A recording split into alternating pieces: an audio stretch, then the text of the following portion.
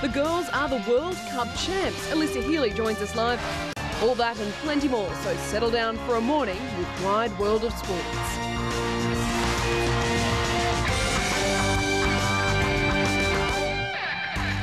Yes, good morning and welcome to Wide World of Sports. I hope you're enjoying your Sunday. Unfortunately, Ken Sutcliffe can't make it this morning, but in his place, we have a team of 10 men. And Royal Randwick, rather, after the break. Oh, what about it?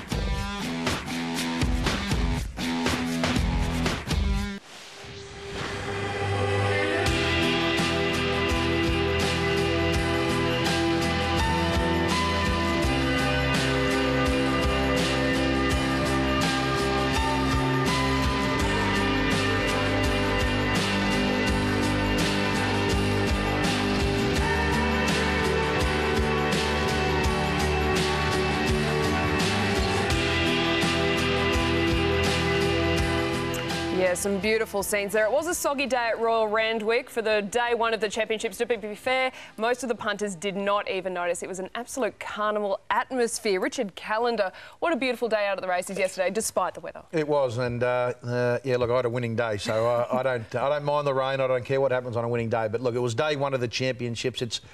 It's a new concept, the championships. This yesterday and, of course, next Saturday, and it's something that Sydney Racing can hang their hat on. It's now getting publicity around the world. We're getting international horses. Only a couple come this year. I think it'll be bigger and better next year. Day one, weather was no good, but the racing was outstanding. And the stands looked incredible. The theatre of the horse never disappoints. And we had some beautiful types going around. Oh, look, there was all the best horses in Australia. Like the Doncaster worth $3 million, the TJ Smith, $2.5 million. You got the Queen Elizabeth next week worth $4 million. It's Australian racing financially is going as good as anywhere in the world, if not better than anywhere in the world. And we have so many tracks and so many participants in racing. But the owners, we go from blokes that are labouring on the building sites that are buying 10% or 5% shares to Sheikh Mohammed and Sheikh Khalifa.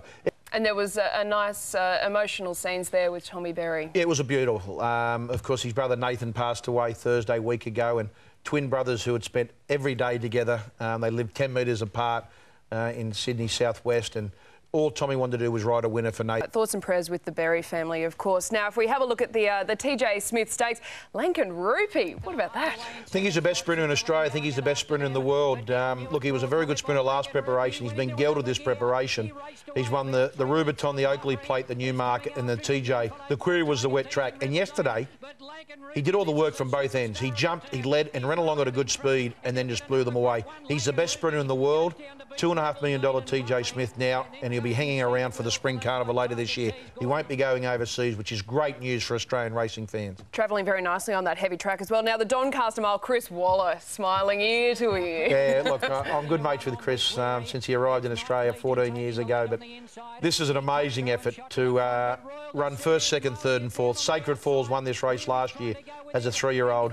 Up 3.5 kilos from this year. Royal Descent, who'd won the Oaks a week later by 10 lengths last year. I thought she was home. And then Sacred Falls up the inside. Weary is only having his first preparation for Chris after being purchased from France, and then Hawkesbury getting home. To run first, second, third, fourth is just an unbelievable feat. He's the most humble trainer, champion trainer that I think I can ever remember, and I'm good mates with him, but he's great. He's just so grateful to be able to earn a living and have these top-class horses.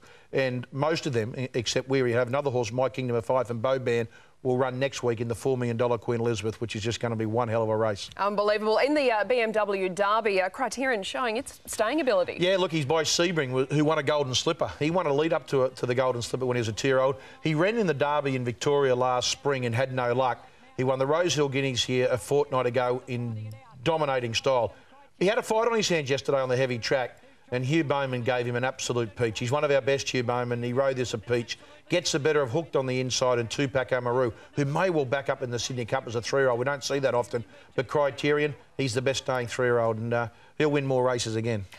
In the Sires Produce Stakes, Gerald Ryan skipped the Golden Slipper and it paid off for Peggy Jean. This was a very popular win in our tent, I've got to say. Most definitely. Well, this is filled up with a lot of battlers in the horse, Triple Crown syndications, and it's not easy to tell the owners, I don't want to run in, don't run in the $3 million to his new Golden Slipper. Wait for the Sires Produce, the English Sires yesterday, and Peggy Jean was too good for Scratch Me Lucky.